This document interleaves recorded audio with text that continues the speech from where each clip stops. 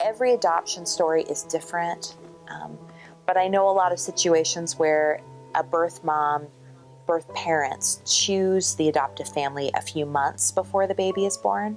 I can't imagine waiting that long. 3 weeks was like forever. And like when it's in the summer, we can like play in the pool. Mm-hmm. When they're cleaning the Who teach you to swim? You. Mm-hmm. For Zaid, having a sibling would be great. Have someone to play with and to grow up with, and to have an adult. I'd love to adopt because I would like to help a child who's in a bad situation. That's what makes me want to adopt more from a country where the child has no one. I'm Jim. I'm 43 years old. I'm an attorney with the Department of Child Services here in Muncie. Lived most of my life in Indianapolis and moved to Muncie in 2006. We have 3 children. We have Laura, who is 12, and David, he's 11 either today or tomorrow, depending on how you look at it. He was born on Leap Day. And then Kate, who is the most recent addition to our family, and she's going to be 3 in June. What do you say? Look at my face. Uh-huh. Right, when Aaron and I were married, I had David and Laura are my 2 children from a previous marriage. And when Aaron and I met in 2006, I already had David and Laura, and so it was a little bit of an adjustment there, particularly for Aaron coming into a family already kind of ready-made family and kind of learning how to become a mom kind of on the fly. Yeah, when I married Jim, I not only became a wife, but I also became a mom, kind of a part-time mom, as I became stepmom to Jim's kids. And they were 3 and 4 at the time that we got married. Actually, Laura had just turned 5, so they were 3 and 5 when we got married. And I loved being a part of their life. My mom's a kindergarten teacher, so for as long as I can remember, 5-year-olds have been a part of my life because of that. And so it was a really comfortable age to kind of step in and be a part of.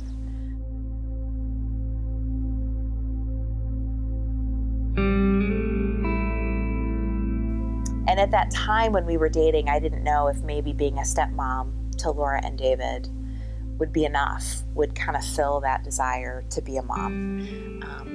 But after a couple years of marriage, I realized that I wanted to be a full-time mom too. Like I said, I love Laura and David like they're my own. But I also wanted to experience not only being a full-time mom, but also raising a child from being a baby, kind of experiencing those first couple of years that I missed out on with Laura and David.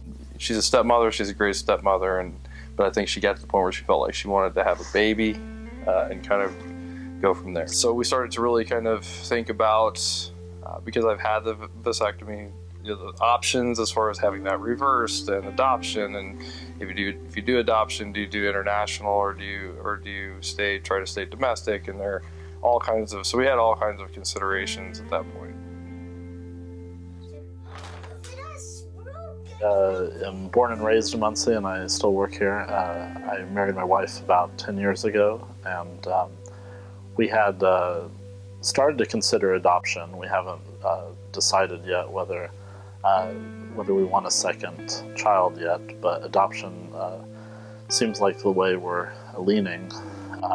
We would like to possibly adopt internationally, but looking into it, it does look like it has a lot of difficulties. Adoption will be very good for all of us, and I hope, inshallah, more importantly, it'll be good for the child, because when we do this, I think we must be caring and not selfish. I don't want to do this more for my own reasons, but more for what is good for the child.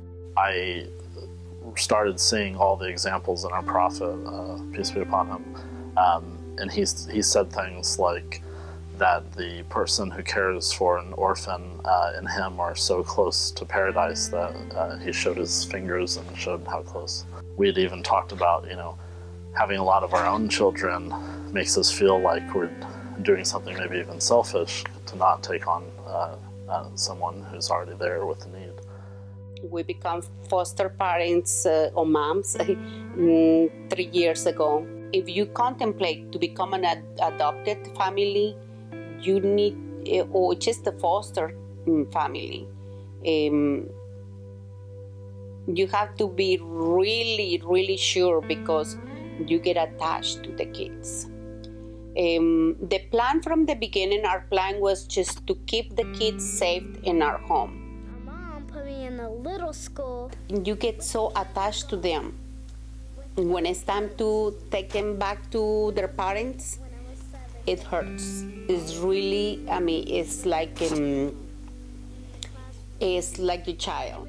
In investigating the adoption process, we kind of found that you could go with a big agency, like in Indianapolis or different areas, and if you wanted to drop $30,000, you could probably almost be guaranteed to have a child in 6 months or something like that. You kind of feel like as a prospective adoptive family that you're selling yourself.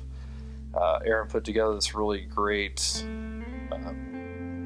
what it is an advertising book for your family to show prospective birth moms who are going to come and look through this to see what your family's all about, and you're trying to present your family in the best light and all that stuff. So, after that time, they a lot of the birth moms will want to sit down and interview you and have a meeting with you.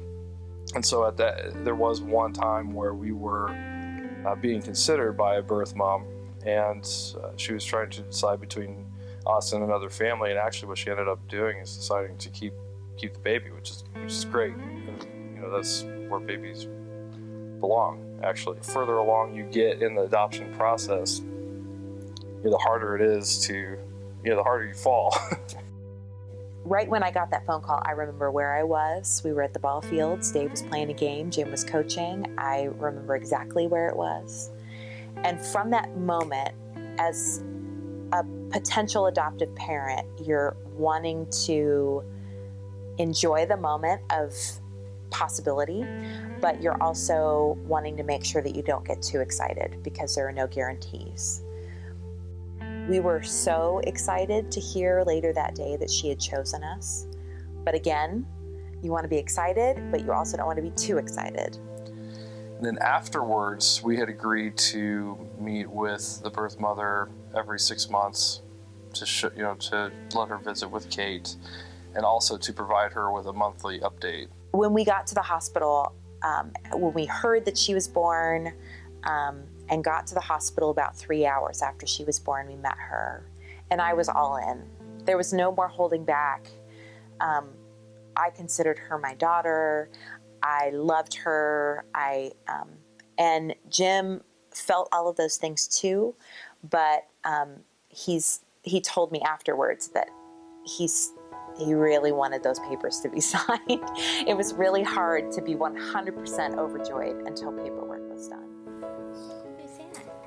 The children that God has given to our church. It's not often, however, that we get a chance to baptize a child who has been adopted into our family, and that is the case here today.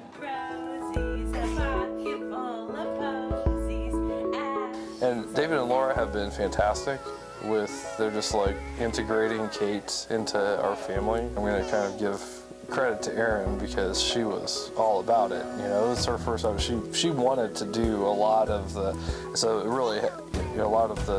dirty work, so to speak, and so it was really helpful to me. But I think that was the biggest change.